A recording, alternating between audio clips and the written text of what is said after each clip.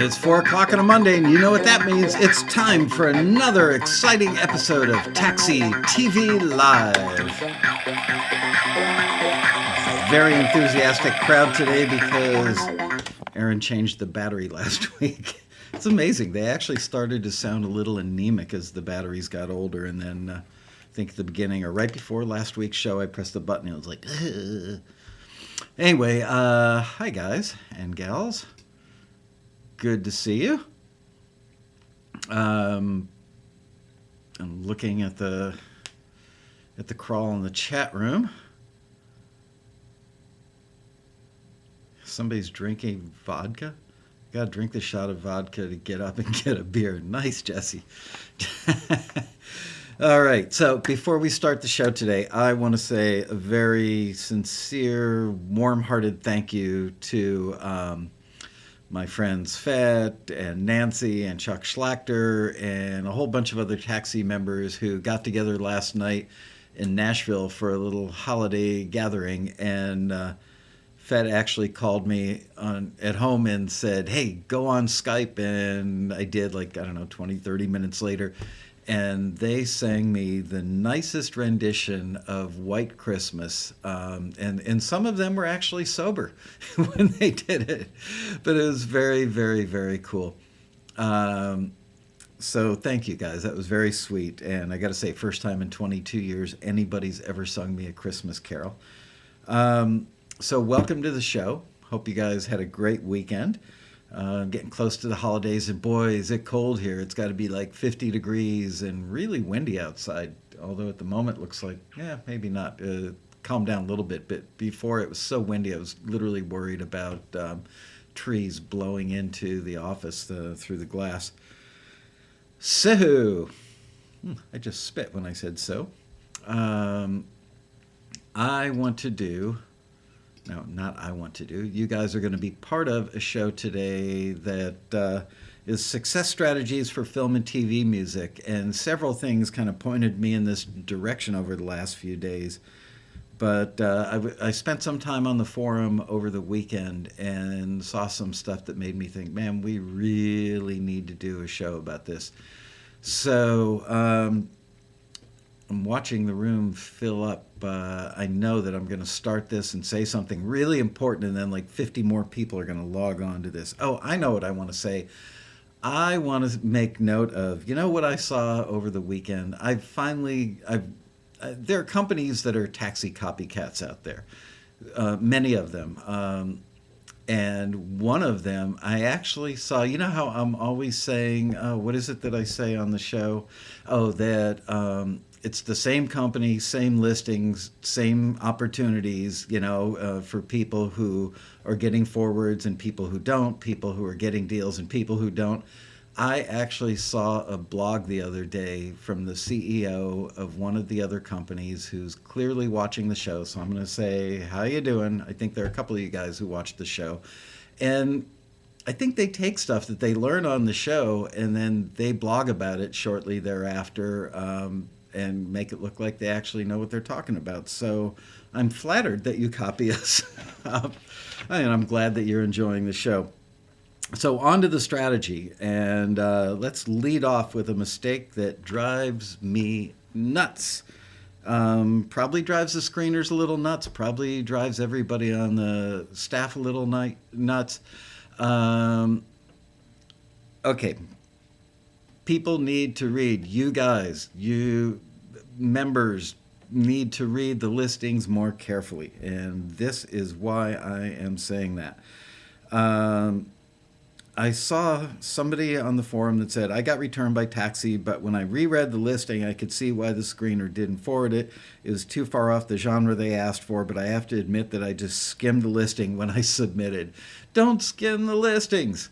We want you to get a forward. We want to get your music into the hands of somebody in the industry. But if you're just going to skim the listings and look for a couple of words that pop out and then make a submission, please don't do that. And here's the most important reason that people should read the listings very, very, very carefully. We've actually heard from a couple of companies now One of whom just called or emailed Thursday or Friday of last week, a really large, really well-known company, library. Excuse me. Yep, that was in fact a rock star burp. Sorry. I wonder what real TV hosts do when they have to burp. Anyway, one of the really large libraries that you would all want to be signed to, and they get tons of placements for taxi members and have over many, many years. I think they sent an email saying that when they reach out to our members and offer them deals, the members say, "Oh, oh, you wanted music that you could sign exclusively? I didn't see that in the listing." The listings clearly say exclusive or non-exclusive. Yeah, there may be the occasional one that slips through the cracks and doesn't say exclusive or non-exclusive, but I would say 95, maybe 98% of them do say exclusive or non-exclusive. And and people are submitting music that's in several other libraries to these exclusive listings. And guess what our listings say in plain English?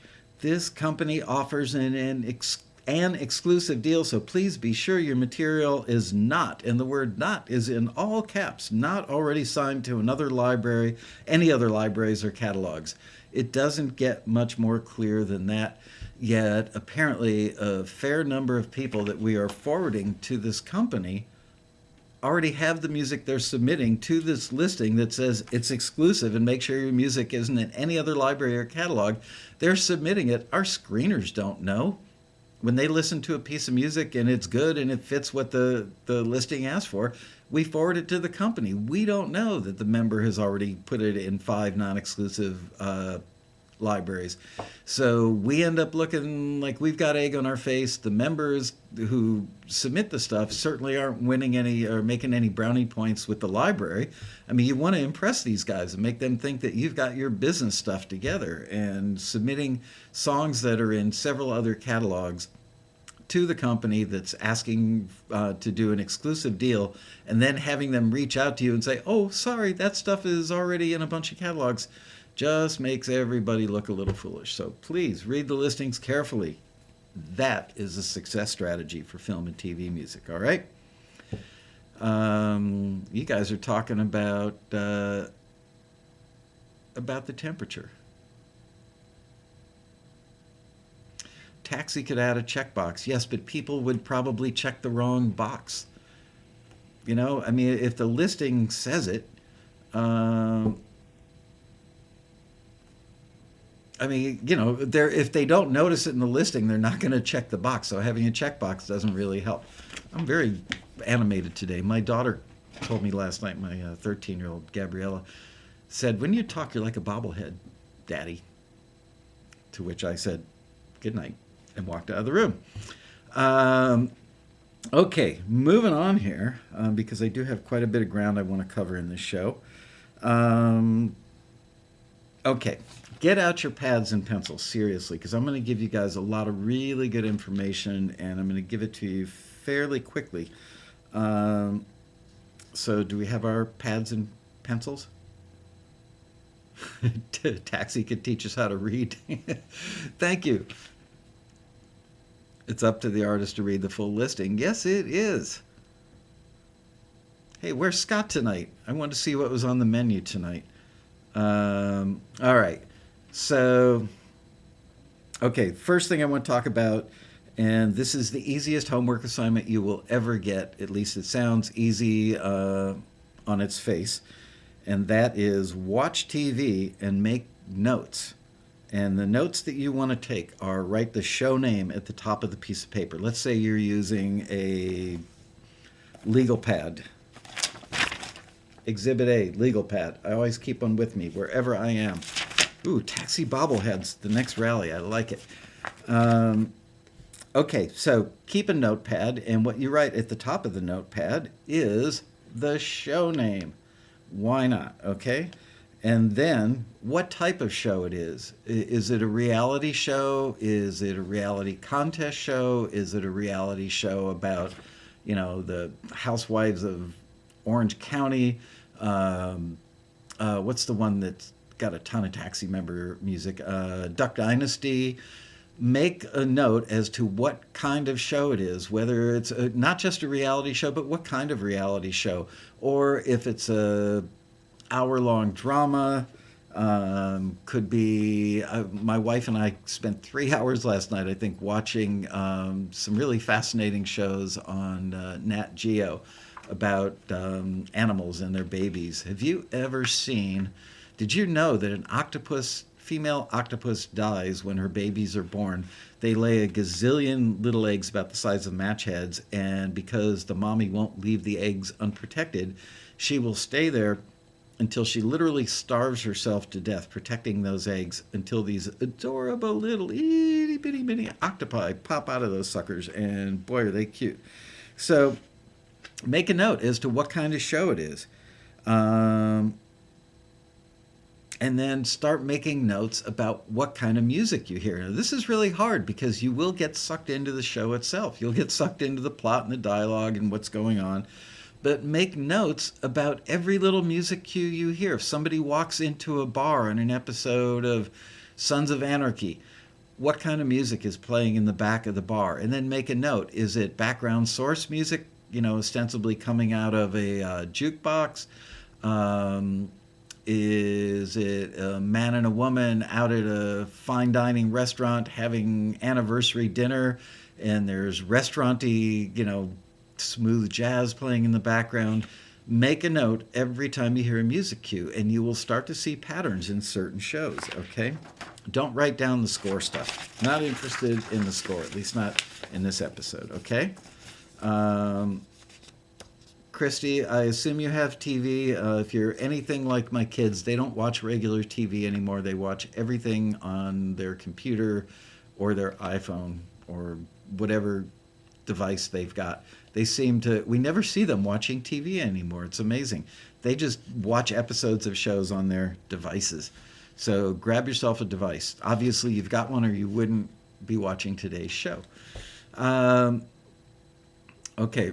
Yes, Russell, we will get to underscore someday, I promise. Okay, so do that for 10 different shows. It's going to take you a couple of weeks probably. Do one show a night, 5 nights a week times 2 weeks, and make notes. Then make a list of all the genres that you hear in that show, which I mentioned already, and then the context that they're used in. Is it sneaking around music, like Desperate Housewives, behind the bushes, peeking through a window?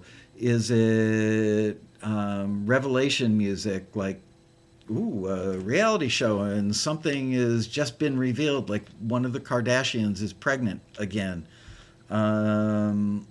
Anticipation music. What's his name? Bruce Jenner. And I, believe it or not, I do not watch the Kardashians. I've seen moments. I don't think I've ever watched a full episode. But anticipation music. Somebody accidentally sits on Bruce Jenner's helicopter and breaks it, and they hear the garage door go up, and they're anticipating that he's going to walk in and find out that his helicopter's been broken. I know that would make me very, very angry. Action music. It could be, what was I watching last night? I was trying to fall asleep. Turtle Man. You guys ever seen Turtle Man? Yeah, could Taxi give you the name of the show so we'd have a better idea of the music they use? Sure. Let's give you the name of the show so everybody and his brother can just Google the music supervisor's name and say, Taxi told me you guys are looking for this kind of music for the show. How about if I send it to you directly? That wouldn't tick them off too much. Let's see, what other kind of music? Heartbreak music. Tons of that on the air. Falling in love music. Traveling music. I noticed last night that when Turtle Man and his sidekick jump in the red pickup truck, they're driving to their next job to catch a raccoon or something. There's traveling music. Surprise music. You hear that all the time. Playful music. I was watching an episode of Little People, maybe, and I only watch these things for educational purposes. Sorry, one of my kids calling me. Go away. Stop it. Um, Playful music. I saw an episode, Little People, had playful music in it. Victorious music, when something really awesome happens. And I'm not talking only reality TV here. Humorous music, obviously, tons of situations that need humorous music, and on and on and on. And then you can even get more general about, general emotions, happy, sad, aggravated, discouraged, proud, angry, embarrassed. I mean, Google list of emotions and then sit down and try and write music for those emotions. And right now, at the moment, I'm talking about primarily instrumental music. So then make a list of the arrangements and the production level on the various types of music you hear. So now go back to, we're on our spiral bound notebook or legal pad, and you've written down the show. Let's say it's Turtle Man.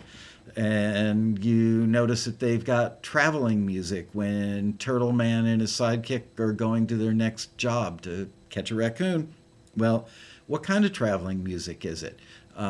Is it acoustic guitar and banjo with brushes on a snare? Is it really sparse? It might be a fuller production of a full band with, bass and drums and a couple of guitars. It could be a one or two instrument thing if it's sparse. It could be a fuller thing, like a small jazz ensemble used as source music in an upscale restaurant. Could be a solo piano playing jazz, tinkling away in the back of a restaurant scene or a hotel lobby. Could be Grand Funk Railroad type classic rock that's just bass, drums, and guitar. Could be calypso band that's got, bass, drums, guitar, a keyboard, and steel drums. Still pretty sparse.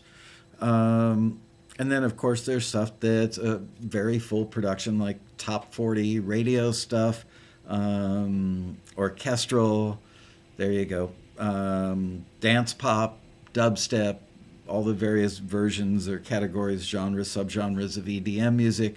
So figure out when you make these notes, okay, this show uses sparse traveling music with 3 instruments, and ask yourself, can I do that? And if the answer is yes, that is in my wheelhouse. There's that word, wheelhouse. That's in my wheelhouse. Can I do it? Well, then you got to make a plan, okay? So figure out which production level you can really realistically do at this stage of your career and with your capability. What if you've got, just like good sounding, I don't know, $100, $150 USB microphone that you can plug into your laptop, and you've got GarageBand or a very basic version of Pro Tools or something on it? Could you do an acoustic guitar finger picking along with a slide and a banjo for traveling music? Could you do swampy music for one of those Gator Boy shows? What about just taking, I remember we have a member named Jeff Greenleaf, who's very, very talented, super nice guy, and gets a ton of placements.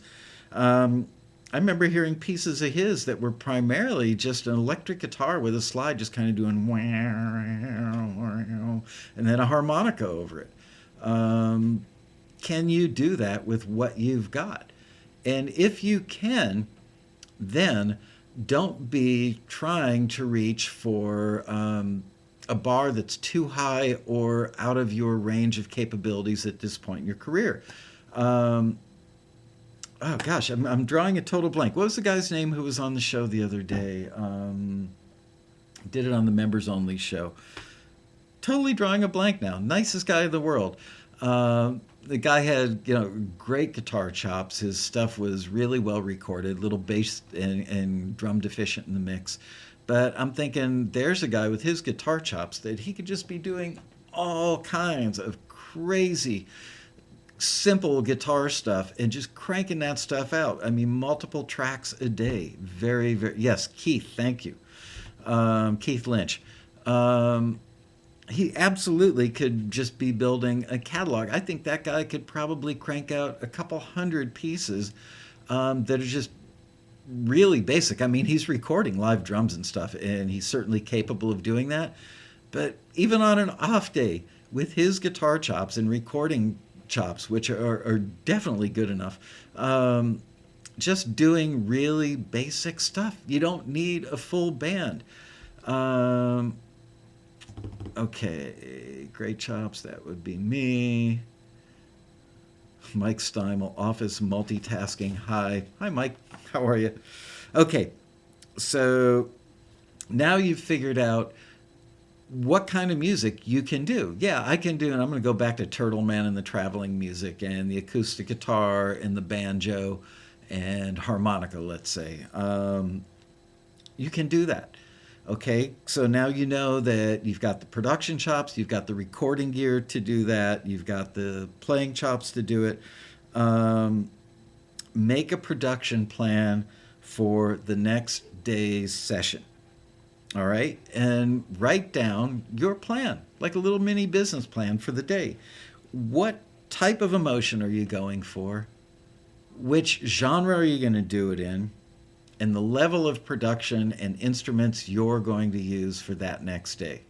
Make sense?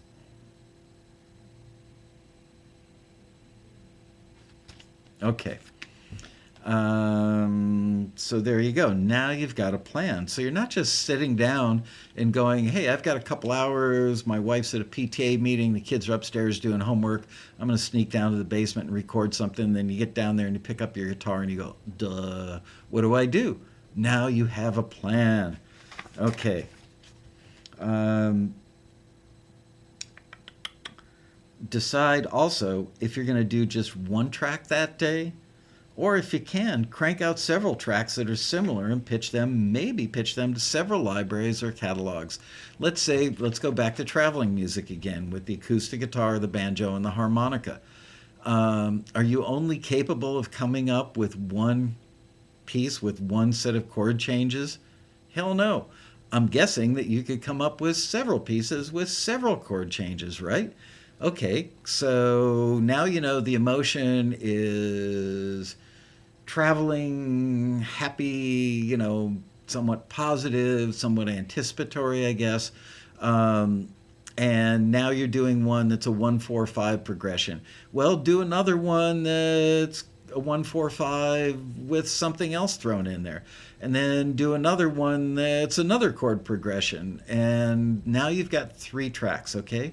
3 basic tracks. Well, then go back and lay down the slide guitar part if you want to add a little salt and pepper that may make one a little different from the other. Put harmonica on another one to make it a little different. What do they call those boxes? I always ask this question. The boxes that you beat on that sound kind of like drums. You could use that. You could use a washboard. Any kind of cool, easy breezy percussion to add to these things. And still, you're probably under 4 or 5 tracks and making usable music. Now, other things that make it usable are having starts or stops and starts, little breaks where it sounds almost like a little false ending. Makes it really easy for the editors, especially in reality TV. So much of the music that gets put in reality TV shows is just dumped in there by a video editor. They don't know, I've said this before, they're not music specialists, they're not music supervisors, they're not music editors, but they do like music that is easy to cut to. It's rhythmic. They can see the waveform and they can easily cut on a beat. Yay. So now you've made it easy for them by giving them something that's very cuttable, editable. Create stuff that's got buttoned endings. If you don't know what a buttoned ending is, and you probably haven't been watching the show a lot, but I'm going to repeat it again. A buttoned ending is something that probably ends on the 1. Back to the root note, and it's probably a hard ending with some sort of reverb or tail or acoustic guitar string, some sort of ring out attached. And what the editors will do will be to backtime that. Let's say they've got a scene that's 23 seconds long. Um, Rather than starting at the beginning of the song, they're probably going to line up the very last audible part of that ring out and then back time it to where they need the music to enter. And if the entrance isn't graceful, they're going to do a really quick fade up on it. They're going to do a crossfade from another piece of music from the previous scene. They may do an edit and do a hard edit right on the downbeat of the one because it sounds, it works, it comes in there and works well. All kinds of different ways they can do that. Scott's here. Cajun chicken gumbo. I'll take some of that, please. A little sour cream, a dollop of sour cream, and that would be good. Okay, so now we've accomplished what we set out to do for that day's session. We've done 2, 3, or 4 very basic tracks, assuming that your capabilities are somewhat limited, but not limiting, okay? And now you've got tracks that can actually be used. As Keith Lynch said on the show the other day, he was kind of bummed out. He said, man, I've been going for the big dollar feature film and advertising placements because he sees in listings, it's a $3,000 sync fee or it's a $20,000 commercial. That's great. I mean, he's not that far away from nailing that stuff. But in the meantime, why not crank out a whole bunch of other instrumental stuff that has many, many, many types of uses all over TV land? Hey, Michael, the drum box is called a cajon. Thank you. Appreciate that, Robbie. Never mind. I won't go there. That was much too perverted. I won't say it. Okay. Okay, so decide if you're going to do one track that day or if you can crank out several tracks that are similar and pitch them to several libraries or catalogs. That's the other thing is, okay, let's say you've got a relationship with library XYZ. They're not going to want 3 tracks that are remarkably similar from you, but if you have 3 tracks that are all high quality, even though they're fairly low and easy production values, but they work, why not, send one track to one company, one to another, and one to another? Now you haven't had to take the same track and put it in 5 different catalogs under 5 different titles, okay? So people in the industry will love you for that. Figure out how to become an assembly line of productivity. And please don't send me emails saying, I can't believe Lasco recommended becoming an assembly line. But you know what? It's a penny business. A really dear friend of mine that I've known for 20-some years once said to me, the music library business is a penny business. You got to get a lot of stuff out there to make a lot of pennies, but it adds up and it's cumulative and it keeps growing over time. And he was absolutely right. So, yeah, we're not talking about creating the next Beatles or the next Chopin, or being amazingly artistic, although you certainly don't have to be a hack cranking out a bunch of formulaic crap to do this. You could still be artistic. I think I asked Keith LeBrant that. I think it was Keith. Do you feel like you're stifling your creativity by cranking out all this library music? And he said, no, absolutely not. I think it was Keith. Whoever it was said that. Okay, an assembly line of productivity. Write that down, and I think I should probably copyright that because you know what? A week from now, you're going to see the copycat companies sending out blogs saying, become an assembly line of productivity. Do what you're capable of doing in the genres that you know. So remember that. When you see it show up on other websites, it started right here. The basic instrumentation doesn't change that much, but the moods, the genres, the chord changes, and the melodies do. And always remember this, that when you are doing stripped down instrumental tracks, especially if you're taking a song and just removing the vocal from it, put something else in there to carry the melody. Don't just give them chord changes. You don't necessarily have to do the same melody that the vocal was carrying, but give them some sort of melody. Otherwise, it sounds like a rhythm track, and they aren't going to love it. Okay, now you've got the finished tracks in hand. And you need to decide if you're going to go the non exclusive library route or put the same track in several libraries and put the same track in several libraries, or if you're going to produce several similar tracks and give each track to just one library. I think I just repeated myself. Decide if you're going to pitch only to exclusive libraries and focus more on getting higher end placements that could have a sync fee attached to them, or if you're going to try to do the music by the pound approach, and get a bunch of tracks used in shows that don't pay sync fees, yet repeat like crazy. In other words, get a show on an MTV reality show or something like Duck Dynasty that just repeats numerous times a day and is probably playing all over the world. It adds up to a lot of money. So then decide if you're going to do some of each. I always talk about Matt Hurt because I've known him a long time. He's a very, very smart guy in the subject. And Matt always says he does some of each. Obviously, he's already very successful, so the decisions he makes, the choices he makes about where he's going to put his music and the kind of music he creates has probably changed over the years, from being one thing when he was just starting out to maybe morphing into other types of stuff he was producing and where he was putting it as he got better and time moved on. And then when he got to the point where he had tons of relationships with libraries and supervisors on his own, many of which, or if not most of which, started right here at Taxi. Then he probably adjusted, he didn't probably, I know he adjusted the type of music he was making and defined niches where he knew that they needed particular things. But decide if you're going to do some of each. Matt does that. He creates some songs with vocals that might be best for pitching for network TV dramas that pay sync fees. They might be great. I know he's done like authentic Chinese music, authentic Latin music, where he's got actual Latin vocalists or Chinese vocalists, some form of Asian vocalists singing the lyrics and creating, authentic lyrics and singing it.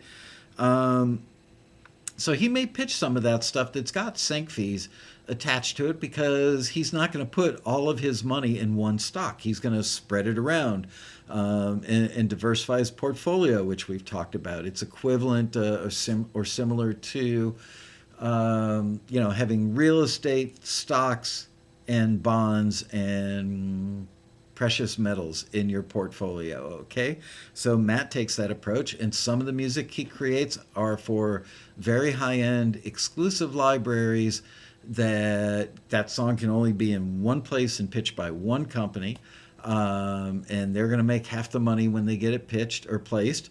It's probably going to have a sync fee attached, depending, let's say $500 to $5,000 is probably the range for most of it. And he's probably going to split that sync fee with the company. He may create other stuff that goes into non-exclusive libraries, but I'm pretty sure Matt has told me that he takes stuff and puts it in non-exclusive libraries, but only puts it in one library and doesn't take the same piece of music and put it in 5 libraries under different titles. Although I remember having our friends Chuck and Steve on the show couple months ago, and they said they put tons of stuff in tons of non-exclusive libraries under a bunch of different titles, and they get lots of placements on MTV type reality shows and make really good money on the performance fees from their PROs on the back end. So let's see, I lost my place here. Network dramas might not repeat very often. Place those in exclusive libraries. A bunch of easy to produce instrumental tracks you can put in non-exclusive libraries that will pitch them to reality shows that may, I said all that. Okay, wow, I'm doing a lot of this without looking at my notes. Okay, one thing I got a ton of emails from you guys about was that I believe as Chuck and Steve said that they don't register their copyrights when they create music. They both looked at each other and went, I don't, do you? Nope, I don't, do you? They don't. Frankly, as many of you noticed, I was quite surprised. I've always preached that you should register every copyright. Yes, you own every piece of music you create. The minute you record it or put it on paper or on video, any way that you can record it on any form of media, it's copyrighted. But without registering the copyright, you can't prove when you did it. And that's the thing that's going to be important in a courtroom. So I've always felt that you should register every copyright. But you know what? I reached out to some friends of mine. I think all but one of them were Taxi members. And these are guys that create a lot of what I call music by the pound. I think that phrase I've probably seen mentioned either in this chat room or on the forum. And when they do a lot of music by the pound, when they're in the, what was that phrase? I told you the copycats are going to copy later. Production something or other. What was it called? Production assembly line, I think it was. That the guys who work like that and create a bunch of instrumental cues and get them out there in a ton of different libraries, they generally don't bother copywriting or registering their copyrights, which personally I was shocked by. I'm still shocked by it, but their logic is, and it's not crazy, certainly not unreasonable. They know that when they put this stuff out there to 5 different non-exclusive libraries, it's going to get retitled by each of those libraries. And each of those libraries is going to register the copyright for the first, for the title that they give it, okay? So I guess they figure, what's the point in copywriting it when the libraries are going to register it under a different name?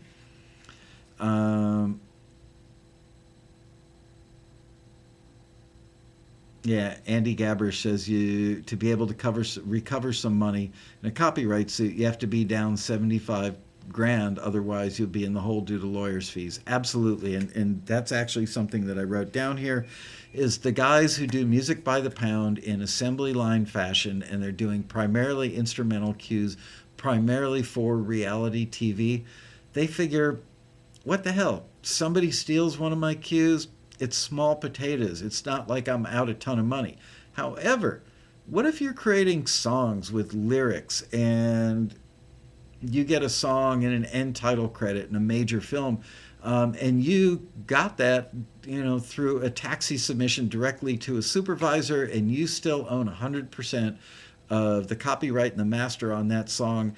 And let's say that you were kind of dopey and you didn't register that copyright with the Library of Congress or whatever applies in the country of your origin or residence. And now somebody wants to rip off your song and put it on a record, and it goes gold or platinum or sells 3 million copies. I'd want to have that registered. Okay, so there you go. Assembly line of productivity. Yes, thank you. And I saw somebody mention 16 songs for $35. Yes, absolutely. What's it called? What form of copyright registration is it? An SR? I want to say SRO, SR something. I can't remember. There's a PAU and an SRU. If I've got that correct. It's been a long time since I've looked at that, but the bottom line is you can register a whole batch of material for $35. So on a per song basis, when you submit it as the collective works of or an album of stuff from yourself, on a per song basis, it becomes very cost effective. Register your compilation for $35. Yep. SRU, thank you. All right, I'm trying to get caught up on the chat room here.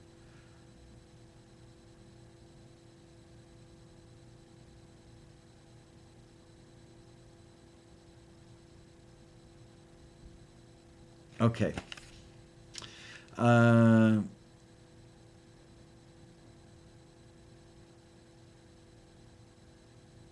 Problem is, Dave is asking, the problem is, how do I pull one of your songs from a batch copyright? That's a serious problem.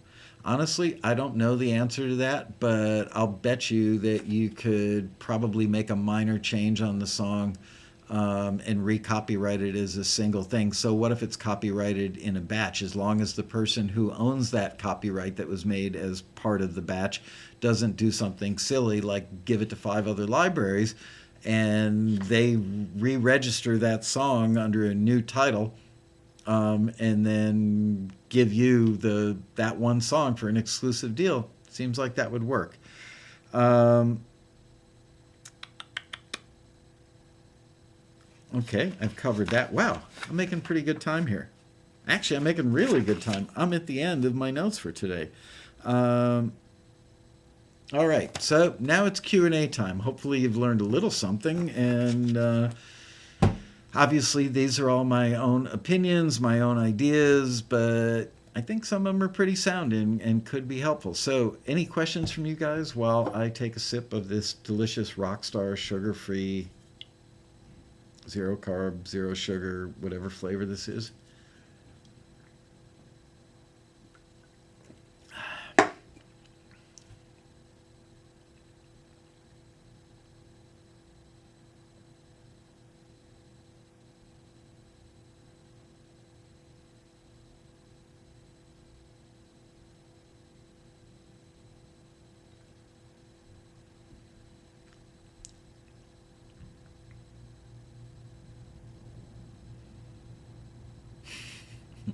Siraj, yes, I be rocking. Made You Look says, how do you collect from BMI or ASCAP? I'm going to throw CSAC in there because I have friends at CSAC. How do they know someone is using your music? Well, it's called Q sheets. Uh, Usually a fairly low level person. Sometimes it's the editor, sometimes it's an assistant editor, sometimes it's a post production assistant. Somebody in the process is going to write down all the pieces of music, where they were used, which time code number in the show they were used for, how many seconds they were, minutes or seconds they were used for. And then that stuff gets turned into the PROs, and then the PROs have their magical formulas, which I dare you to go to ASCAP, BMI, or CSAC's website and read how they calculate what you make. I've never met anybody who could explain it. But they do statistical samples of certain markets, and based on those samples, and I think this is true for all three, based on the statistical samples of viewership on that show at that time slot, and their magical formula of what you get paid, if it's a feature use or a background use or vocal, or maybe an on-camera vocal with your band playing at a bar mitzvah or a wedding. There are all these different levels of payment that you get for different types of uses, and those factor in with how long the piece is used for. And they calculate what you're going to get paid. That's going to change someday because of audio fingerprinting technology, and other methodologies people are working on, where they're going to know exactly how many, whenever your song gets used in a show, they're going to know because the computer is going to tell them that. The bugs are still being worked out. The technologies are coming along and work pretty well, but they're not widely used yet. And that's going to be problematic when they are widely used. If it's audio fingerprint technology that's looking at, they've previously taken a copy of your song, played it into their computer and said, remember that, computer. And now you have put that song or that instrumental track in 5 different libraries under 5 different titles, in non-exclusive catalogs. And their computer tracks one of the plays of the song. Which one is it? Because all those different 5 copies in the 5 different non-exclusive libraries are going to sound the same to that computer. There are technologies that can put inaudible tones, embedded in with your music that are particular to just that version in that catalog. But every one of those versions and every one of those catalogs would then have to be played into the master brain, or at least the codes would have to be entered into the master, computer. What was the computer in HAL? Yes, all those codes are going to have to be known by HAL so that HAL can differentiate between, oh, this is Bob's song playing in an episode of, Mythbusters. This is Bob's song, a different version owned by a different catalog, played in an episode of something else. So it's complicated. Um,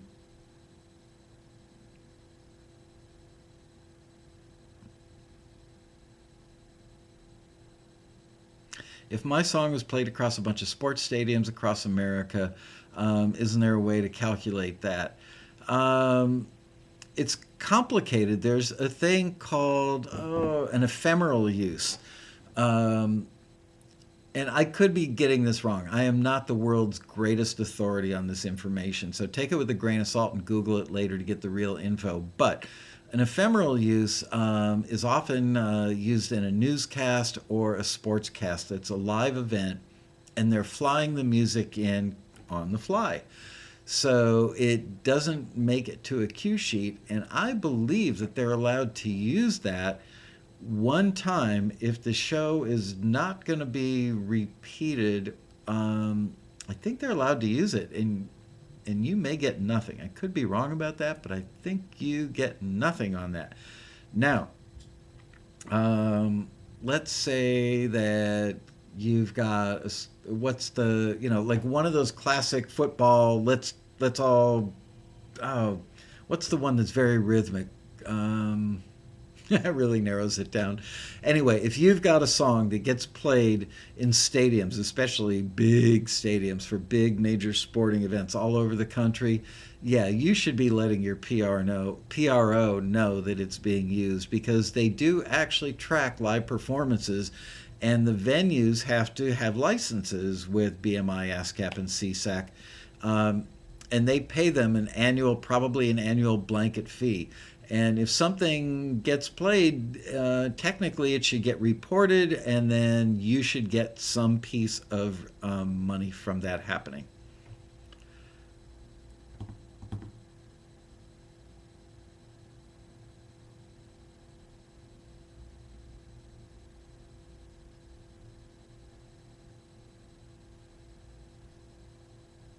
All right, trying to find other questions. Throw them at me. We could actually finish this show off in less than an hour today. We Are the Champions. There's a great example. That song gets played all the time.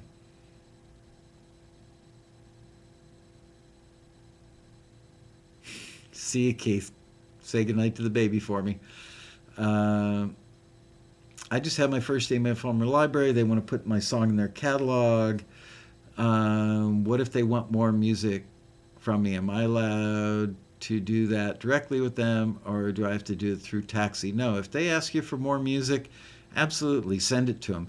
I'm working on the new Taxi brochure, and for years we actually did some studies, probably in the early to mid 2000s, and found that about 6% of our members that we could actually track were getting deals.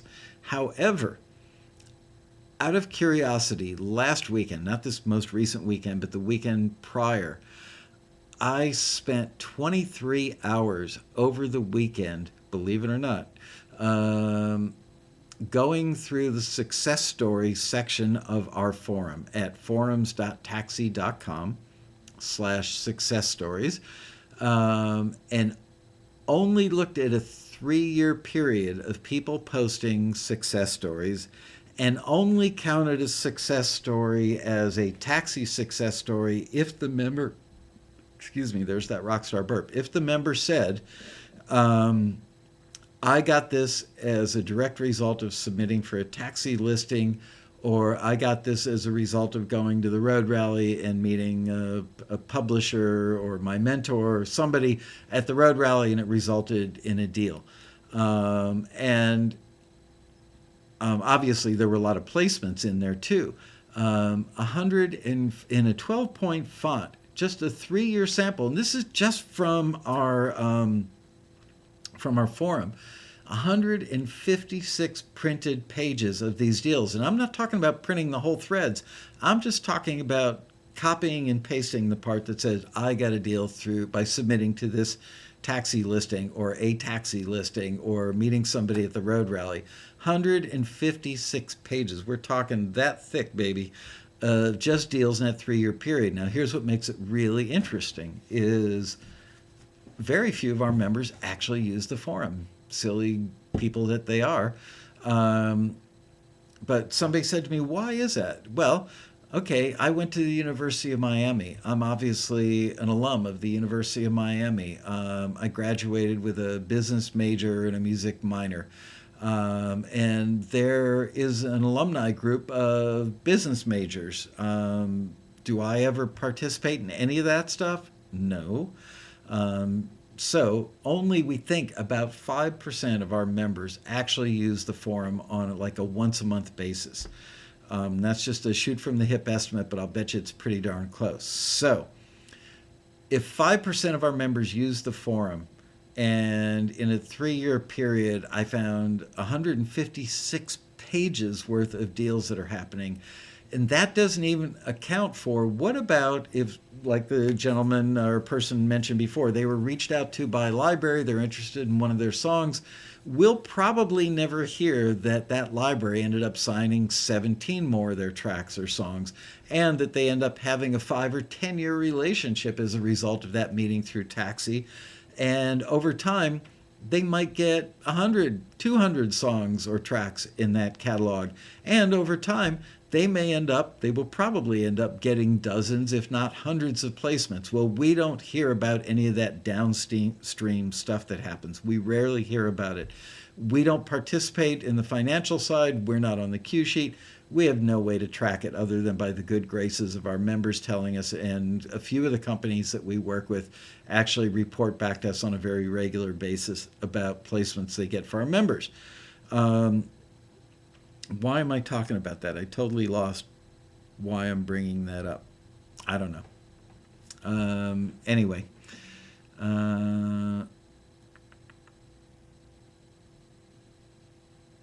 J. Croft 97 says, I just joined Taxi last week and already had a song of mine posted in the peer-to-peer thread, and I got some great input. Yep.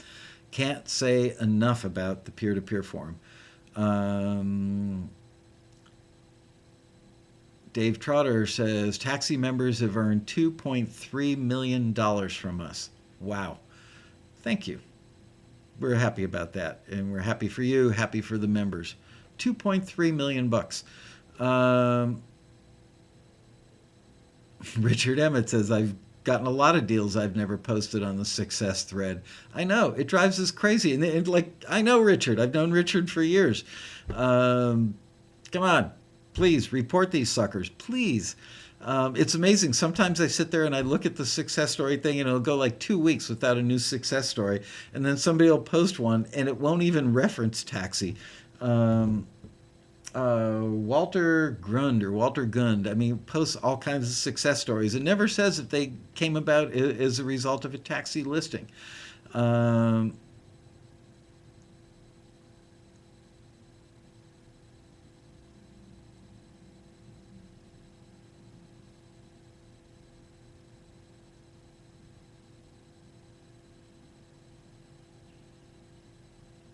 How should one reconcile the fact that most relationships with music libraries and publishers start with instrumental cues, but the vast majority of Taxi listings are for songs with vocals?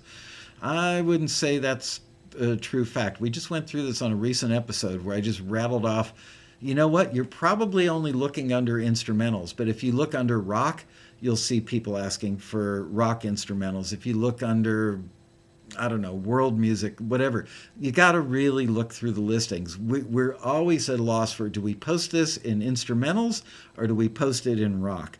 But believe me, there are plenty of instrumental listings. And frankly, you know, another phenomenon that's happened is that a lot of the libraries have been around for, a lot of the bigger ones that you want to be in have been around for a long time, some of them 20, 30 years. And they've amassed tremendous amounts of instrumental music. I had lunch with a guy I've known for years. I like him a lot, and he's the CEO of a very large library. And I said to him, you guys used to run a ton of listings with us, and you haven't in a while. And he said, well, frankly, we've got a bunch of instrumental stuff. And he said, we just keep reaching out to the same composers over and over when we need new stuff because we know that they've got their act together. They're going to deliver on time. They've got we know that the stuff, they're going to own the master, they're going to own the copyright. So no surprises, no shenanigans. It's just easier. And I understand that. But I said to him, if you're reaching out to, let's say, you've got 20 jazz guys that are your go-to jazz guys in your catalog, and you send out an email to those 20 guys, Mr. Library Owner, and they send you a bunch of stuff. You're getting music from the same composers over and over. And ostensibly the same musicians. He goes, oh no, some of the guys will bring in other outside musicians to play on their tracks.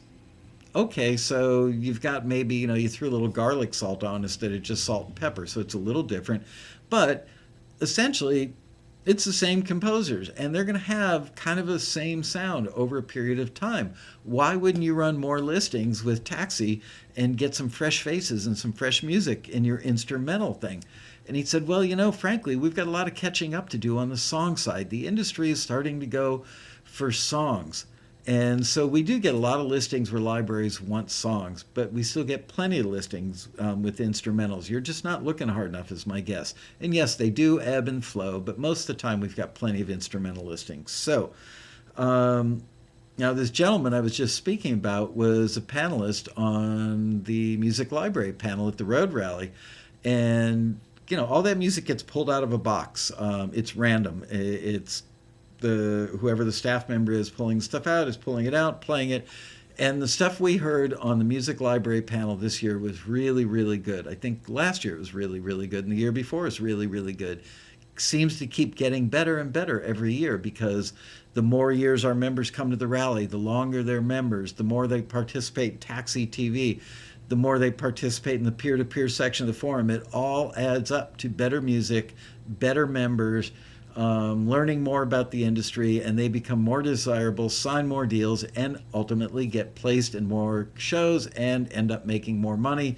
Well, the end result this year on that panel was this guy sent me an email. The rally wasn't even over yet, and I went back up to my hotel room that night or the next night, and I got an email from him saying, man, thank you for having me on that panel. I was pretty blown away by the music that I heard. So he's going to start running listings with us. The question is, can I twist his arm to get him to run instrumental listings, or is he going to want primarily songs? Hopefully I can get him to run listings with both because it's a very, very high-end, top-notch library. I'm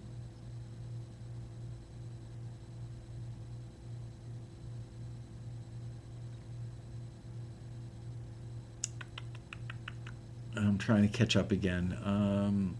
Thanks for answering, Michael. You're welcome. Thanks for asking a good question. As a newbie, what's the best type of listing to start out with, or does it matter? Pick the stuff that you're best at. Don't get sucked in. It's like if you're a guy, I'm trying to think of a nice way to say this, but if you're a guy and you're in high school and you go to a high school dance after a football game, are you going to go ask the prettiest girl in the whole place to dance with you, or are you going to ask somebody who is not the prom queen to dance with you? My guess is that most guys are going to be a little shy and realize that they may not have the highest probability of getting the prom queen to dance with them. So shoot for what is attainable for you, and that depends on a lot of variables. What genres are you strong in? What are your production and recording capabilities? Which instruments do you play well? But people get very excited, as Keith Lynch did, about the $3,000 listings and the $20,000 commercial listings. And they'll stay up all night cranking out a piece that's just perfect for that. But you know what? A commercial only needs one piece of music. and you're going to be competing against the stuff that we send to that ad agency is also competing against the stuff from the best ad music houses in the country. So where's the higher probability? Getting a simple piece of instrumental music, let's say that you're good at guitar, banjo kind of stuff. And we're going back to the traveling music that I mentioned, like Turtle Man in his pickup truck kind of music that I mentioned at the top of the show. Why not go for that stuff where they might want to pick up 5, 10, 15, 20 pieces for their catalog and put them in there and pitch them to maybe as many as 20 or 50 or 100 shows throughout that year? That is probably a better bet for you. Probably a higher likelihood of getting a forward, probably a higher likelihood of getting signed, probably a higher likelihood of getting placed in something. Now, you may only get a check for $34.23 because it ends up in an episode of Turtle Man. But if you've got 1,000 tracks out there over, a 5-year period, and they each make 34 grand just once a year. I mean, $34 just once a year. That's $34,000. Sometimes they're going to make 50 cents. Sometimes they're going to make, I don't know, hundreds or thousands of dollars.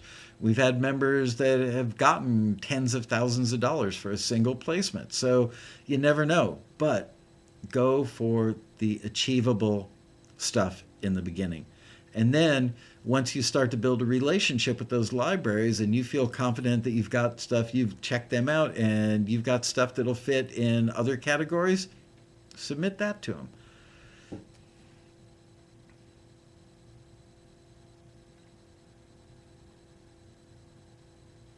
You don't have to be a member, a taxi member, to join the forums. I think there are 1 or 2 places that are walled off for members, but that's it.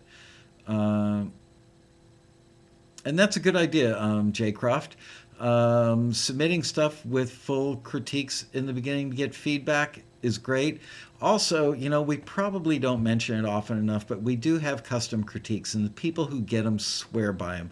I think we only charge $20, and I swear I've seen screeners take 45 minutes to an hour on one song. So you're getting a lot of bang for your buck. And we get some people that are getting ready to record an album, and they will send in maybe 15 songs and spend a small fortune on getting custom critiques.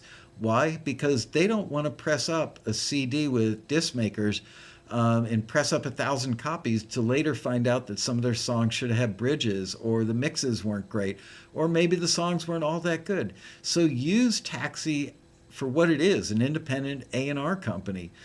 Let us help you A&R your stuff to figure out what's the best stuff you've got and what you can do to make it the best it can be. Mitch Mash says pay critiques are worth every dollar.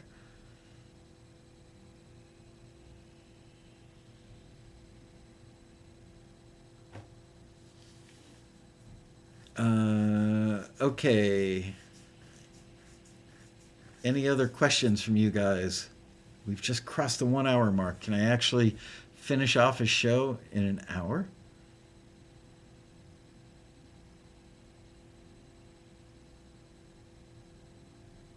And yes, excuse me, Jay, even if it's a yes/no listing, you still get a sentence or two with the critique to find out, if the screener is feeling very generous, they may say, I couldn't forward this because it wasn't right for the genre, and by the way, your vocal's too loud, or by the way, the chorus isn't obvious enough. It's a 2-chord song with a chorus that doesn't punch through.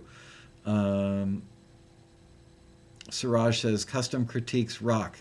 Yeah, they do. Frankly, we should probably send out an email and get a lot more people doing customs. Frankly, I think it's a money-losing proposition for us because the screeners make $30 an hour, and I know a lot of them spend an hour doing, on a $20 critique.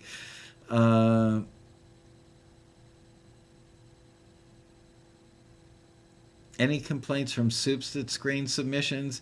I don't know if they're complaints so much as observations, maybe some frustrations, but yeah, they're amazed by the things that the rest of the screeners are amazed by.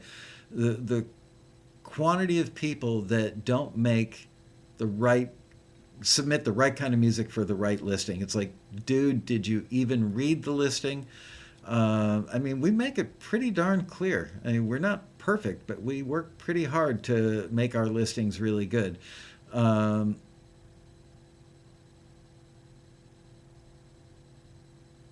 why is it that some libraries do not want songs that have AF of M musicians on them? That's a great question. Here's why, is that a lot of times people will go, especially in Nashville, they'll go to a Nashville studio to do demos, and they'll pay a demo rate to the union guys who are all excellent players in Nashville and probably guys who play on really huge records that you hear every day on the radio.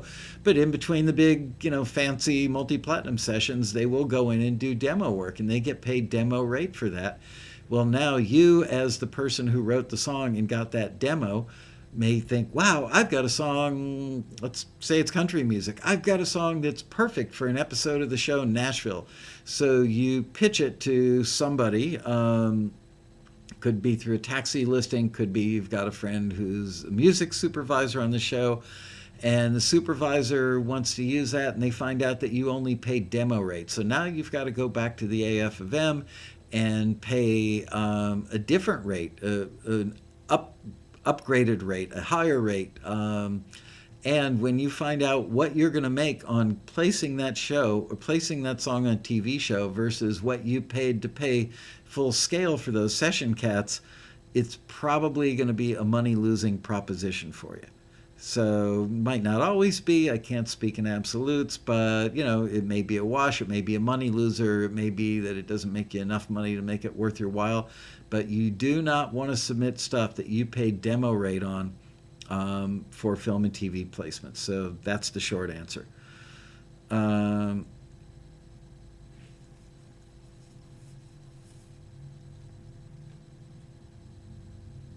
Jay Croft says, thanks everyone else for answering questions. The interactions I've had with everyone so far has been great. If you like this and you like the forum, make sure that you keep the first weekend in November of 2014 open and you come to the Road Rally. I promise you, your head will explode.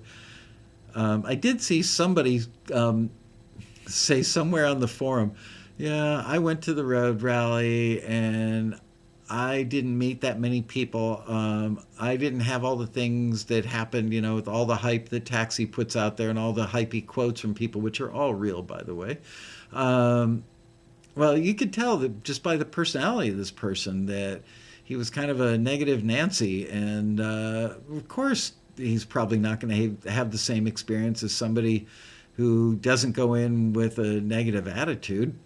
But, far and away, people are going to love the Road Rally. Just trust me. Ask anybody who's been to a Road Rally and make sure that you go because it will blow your mind. Hey, Kyle.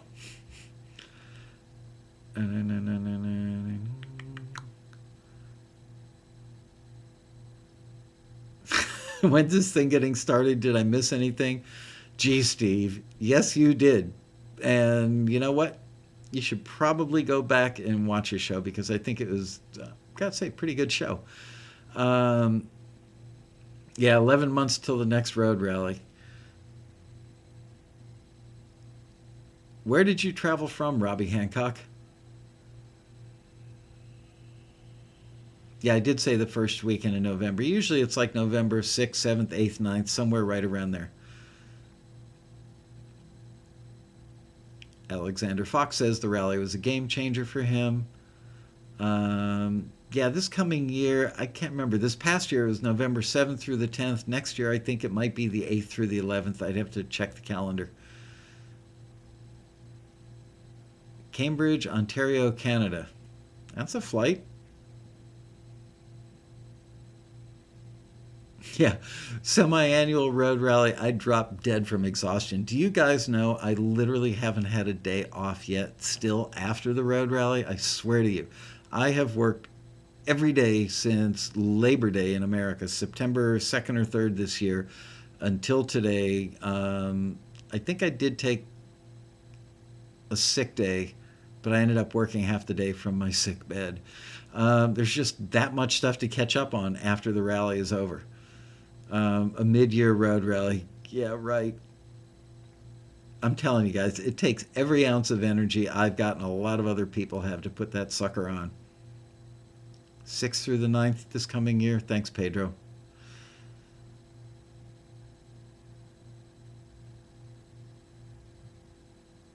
Yeah, we get a lot of people say, why don't you do a road rally in my town? I can't afford the flight or I don't want to schlep to LA from Detroit.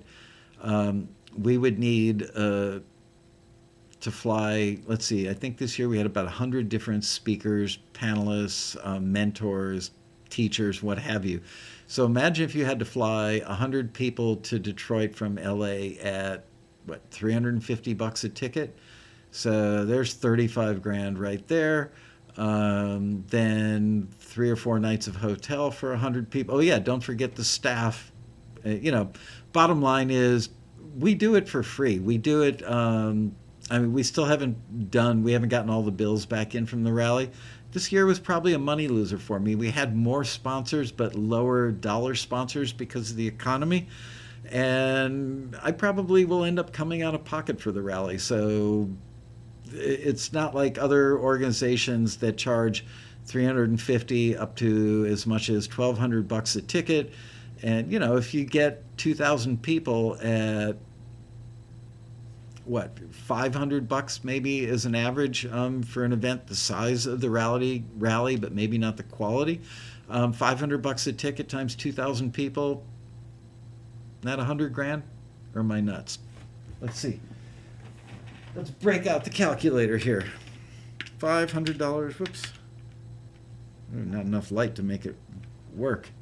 500 times 2,000 equals, yeah, $100,000 right there. And then sponsors. So yeah, they actually make money on their events. We don't charge for the rally. Does Ronan Chris Murphy come each year? I really want to meet him. Yeah, I think he's been there for a lot of years in a row. And we love him. He's a great guy. He's also done 2 or 3 Taxi TVs with me. So you can go back and look at the archives and get a load of Ronan Chris. He's great.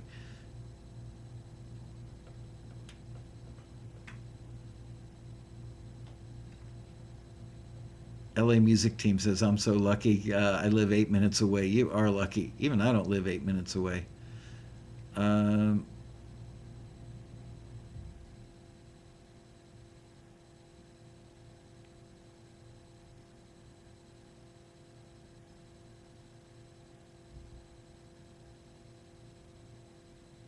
8 minutes by foot, longer by car.